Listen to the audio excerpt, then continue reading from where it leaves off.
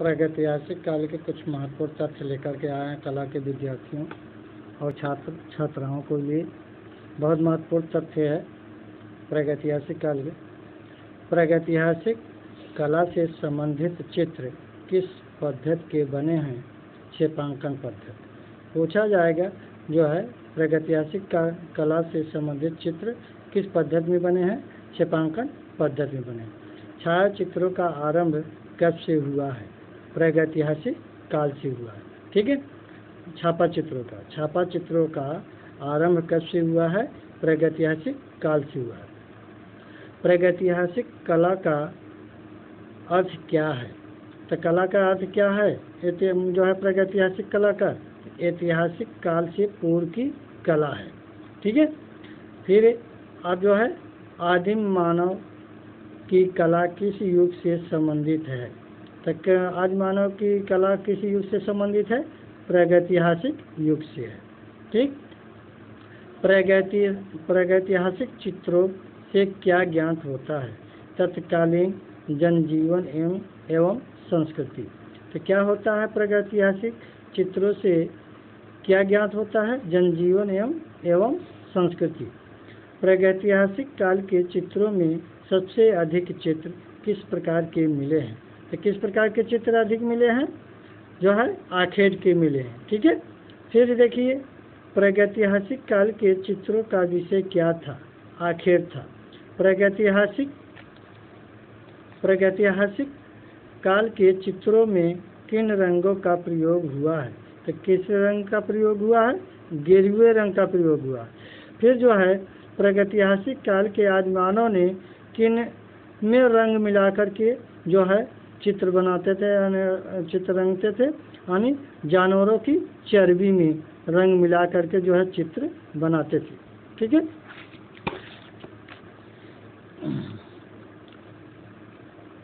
भारतीय प्रागैतिहासिक चित्रकला का इतिहास किसने लिखा?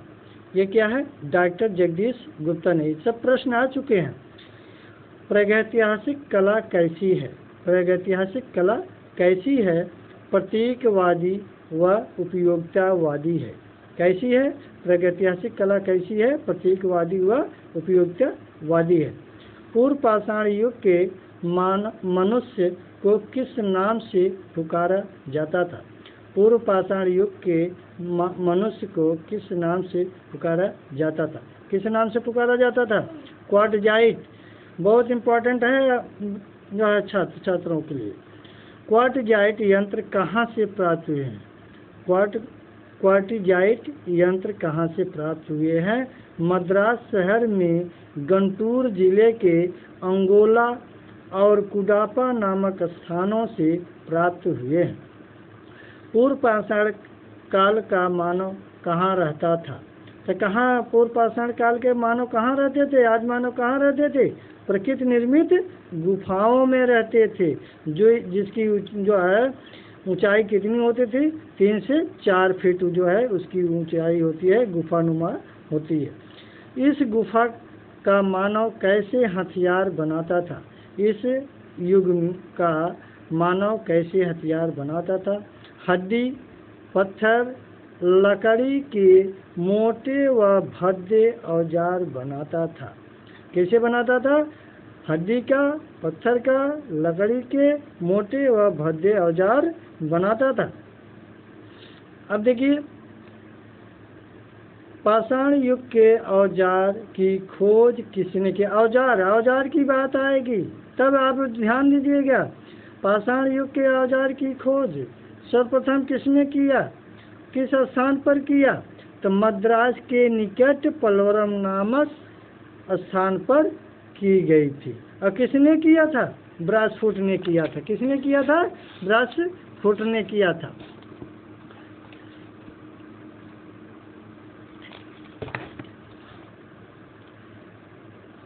सबसे प्राचीन मानव कहाँ निवास करते थे? सबसे प्राचीन जो है आज मानव कहाँ निवास करते थे? तो मद्रास के पलवरम नामक स्थान पर निवास करते थे। आदि मानव का प्रमुख केंद्र कौन सा था? यानी आदि मानव का प्रमुख केंद्र क्या था? बेल्लारी थी। ठीक है। और लेकिन जो है निवास कहाँ करते थे, मद्रास के पलोरम नामक स्थान।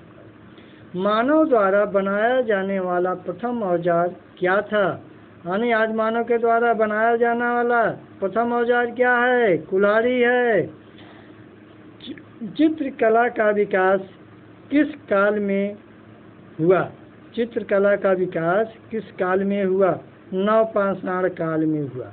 किस काल में हुआ, नवपाषाण काल में हुआ। कृषि का विकास किस काल में हुआ, नवपाषाण काल में हुआ। पशुपालन का विकास किस काल में हुआ। प्रिय मित्रों, कला के छात्र विशेष रूप से ध्यान देंगे और बहुत पूर्ण प्रश्न बनेंगे यहाँ से। क्या है, पशुपालन का विकास किस काल में हुआ, तो नवपाषाण काल में हुआ।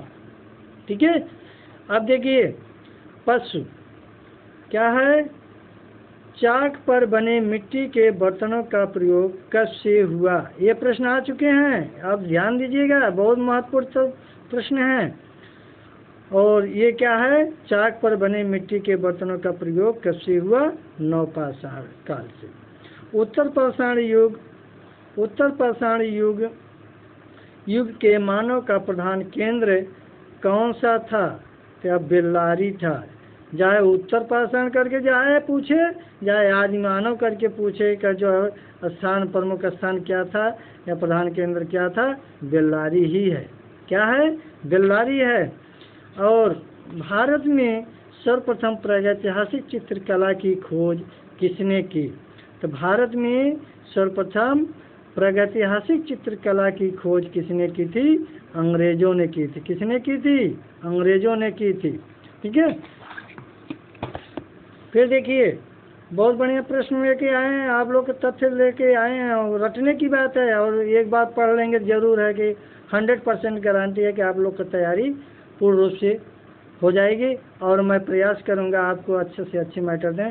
SD सिंह ऑनलाइन क्लासेस का चैनल सब्सक्राइब जरूर करें, अवश्य है कि आप लोग को सफलता में कामयाबी जरूर मिलेगी। ओम सरस्वती महाभागे विद्या कमलोचनी विद्या रूपे विलाक्षणी विद्या दे नमस्ते। अब देखिए सर्वप्रथम शिला चित्रों की खोज का श्रेय किसने किया। सर्वप्रथम शिला चित्रों की खोज, देखिए शिला चित्रों की, तो ये जो है हथियार अलग है, शिला चित्र अलग है, ध्यान दीजिएगा, बहुत इम्पोर्टेंट है। तो क्या है, आर्चीबाल्ड कार्लाइल तथा कॉकबर्न ने किया। देखिए विश्व में सर्वाधिक प्राचीन ऐतिहासिक चित्र कहाँ से प्राप्त हुए हैं, विश्व में सर्वाधिक प्राचीन ऐतिहासिक चित्र कहाँ से प्राप्त हुए हैं, अल्तामिरा। अल्तामिरा गुफा कहाँ स्थित है, स्पेन में है, बहुत इम्पोर्टेंट है, लेके आए हैं। अल्तामिरा गुफा की खोज कब हुई, तो 1879 ईस्वी में हुई। अल्तामिरा गुफा की खोज किसने की, अब देखिए तीनों प्रश्न मिल जाएगा आपको। मारिया सांतुओला ने की थी, यह 12 वर्ष की लड़की थी। अब पूछा जाएगा अल्तामिरा गुफा का विषय क्या था, क्या था, आखेट के चित्र थे। कैसे थे, विषय क्या था, अल्तामिरा गुफा का विषय क्या था, आखेट के चित्र थे। स्पेन की अल्तामिरा के समकक्ष कहाँ के शिला चित्रों में शिलाचित्र हैं या शिलाचित्र मिलते हैं, तो कहाँ मिलते हैं, पंचमढ़ी में मिलते हैं। कंफ्यूजन मत हो जाइएगा कि नहीं भीम मिर्जापुर लगा दें, भीमबेटका लगा दें, कोई नहीं, बस पंचमढ़ी गुफा, पंचमढ़ी गुफा याद रहना चाहिए। स्पेन की अल्तामिरा के समकक्ष कहाँ के शिला चित्रों में मिलती है, पंचमढ़ी में मिलती है। नियो गुफा, नियो गुफा कहाँ है, कहाँ स्थित है, स्पेन में है। नियो गुफा की खोज कब हुई, 1966 ईस्वी में हुई। लास्को गुफा, लास्को गुफा कहाँ स्थित है, फ्रांस में। लास्को गुफा की खोज कब हुई, 1940 ईस्वी में हुई। ठीक है, बहुत इम्पोर्टेंट प्रश्न तथ्य लेकर के आए हैं। गरगास गुफा कहाँ स्थित है, कहाँ स्थित है, फ्रांस में स्थित है। कहाँ स्थित है, फ्रांस में स्थित है। धन्यवाद सभी।